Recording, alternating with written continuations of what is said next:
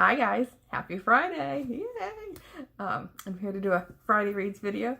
I had a really weird Friday. My week, throughout the week, was normal, fine, quiet. Today, though, however, was a really weird day for me because my apartment was doing some like renovations, and so I have a cat, as you've seen, and they wanted like pets and stuff, out of the way.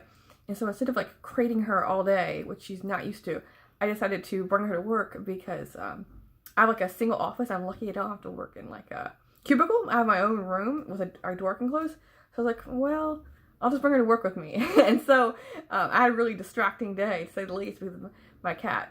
As you can see on the video, how she's constantly wanting to jump up and sit with me and cuddle.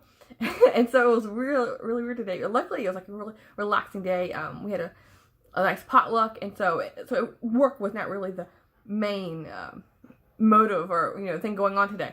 So it's okay to have a distracting cat. But so I posted some pictures online on Instagram of her because she's just so cute. Cause she's like because she really likes to climb up high, and so I have these like tall filing cabinets, and like above my desk I have like an arch thing for files and stuff. And so she's just jumping around all over the place, and you're looking out the window, looking at all the people. She's running up to everyone who's like entering my office to drop off papers. So yeah, it was a kind of a fun work day with the cat. So I was able to get off work from early, and so I'm ready to dive into some books. And so I'm here to talk about the books I'm going to be reading this weekend.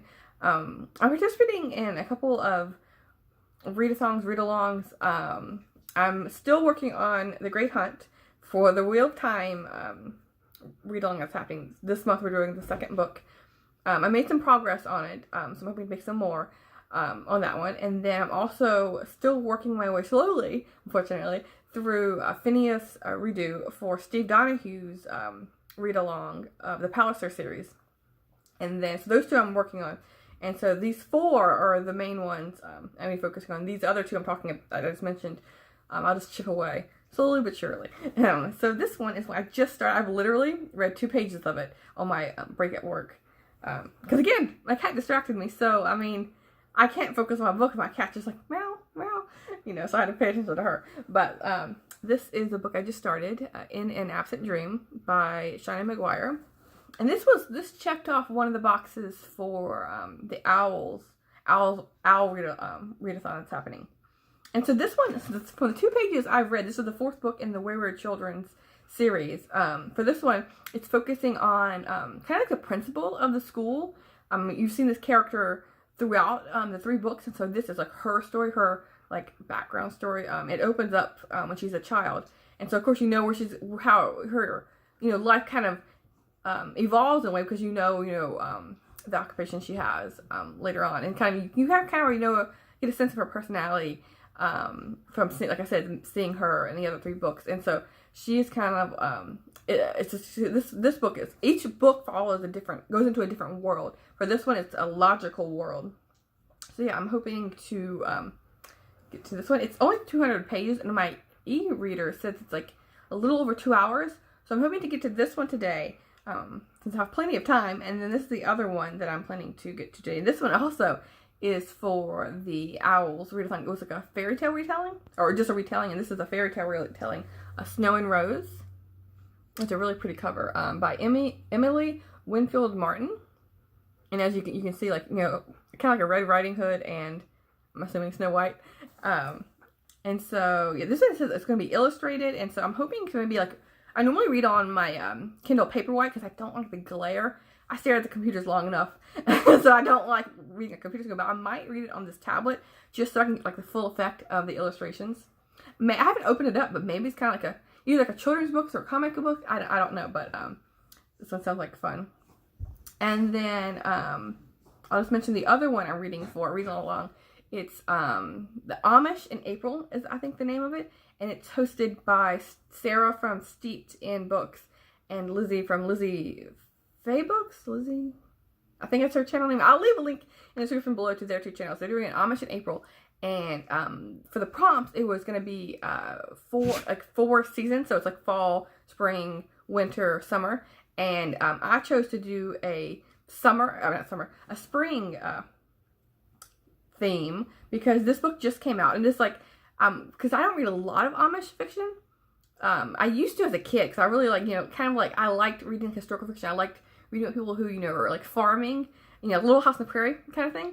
But I've really gotten out of that as I've grown older. But I had just read a month or two ago another book by this author, Susan Woods Fisher. I'll show the book now.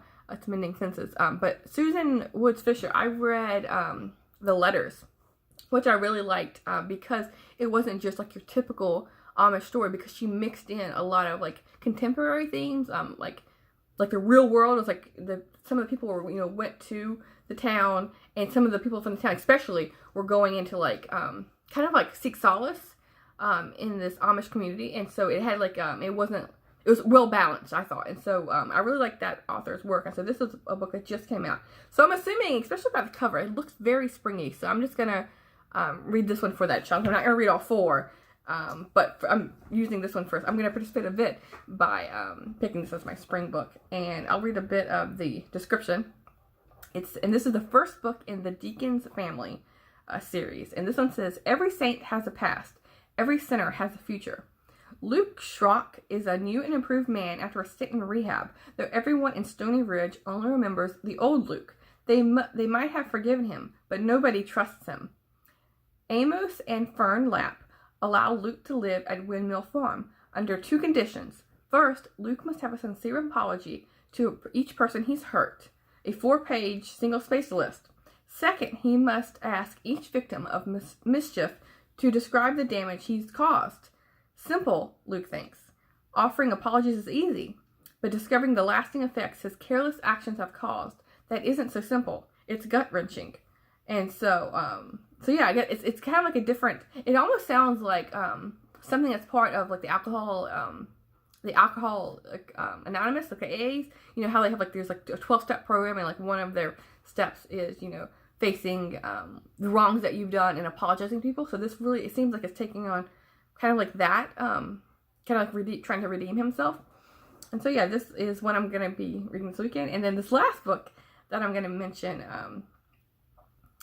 is The Editor. And just The Editor by Stephen Raleigh. I love this cover because you can see the city, and then on this like desk you can see Jackie Onassis's glasses, like iconic sunglasses. So yeah, I love this cover. And this one is about Jackie Onassis as being an editor. I think she's an editor. She works in publishing. Yes, obviously she's the editor. The name of the book. Oh my gosh. I had it like Friday, but it's still Friday. I had a long week. So anyway, excuse me. So yeah, Jackie Onassis is working as an editor. And so it's about a man named James Small, and he's trying to work on selling his novel. And so it's the publishing house that Jackie Kennedy Onassis is working at. And so I think I've heard a lot of good things about this. I heard about it on Steve Donahue's channel, I believe. Yeah, I think I heard it from there. And he was saying, because he's read a lot of Kennedy biographies and histories, and I'm sure he knows all about them. And he says that for this book in particular, the persona and the character of Mrs. Kennedy is really well done. And I haven't read any biographies of Jackie Kennedy. And so maybe this will spark my wanting to go pick up a biography of her. But so yeah, this one, it sounds really interesting. I'll read a bit about this one as well. It says, after years of trying to make it as a writer, James Small finally sells his novel to an editor at a major publishing house, none other than Jacqueline Kennedy Onassis, as she's or Mrs. Onassis as she's known in the office, has fallen in love with James' candidly autobiographical novel, one that exposes his own dysfunctional family. But when the book's forthcoming publication threatens to unravel already fragile relationships, both within his family and with his partner, James finds that he can't bring himself to finish the manuscript. And so Jackie and James develop an unexpected friendship, and she pushes him to write an authentic ending, encouraging him to head home to confront the truth about his relationship with his mother. Then a long-held family secret is revealed, and he realizes his editor may have had a larger plan that goes beyond the page. And so this is it sounds like it's going to be almost like a mystery and contemporary fiction and historical fiction all wrapped in one. So yeah, this one, it sounds really good. It just came out April 2nd of this year. And so I'm looking forward to diving into this one. So yeah, these are the 4 books I'm going to be reading this weekend. Wish me luck. Yeah, I'm going to have a really low-key weekend, as I typically do.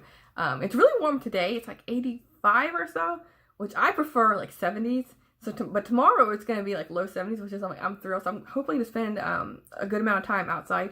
Maybe I'll get some reading done outside. I don't know. We'll see. But yeah, let me know if you've read any of these books, and I hope you all have a wonderful weekend.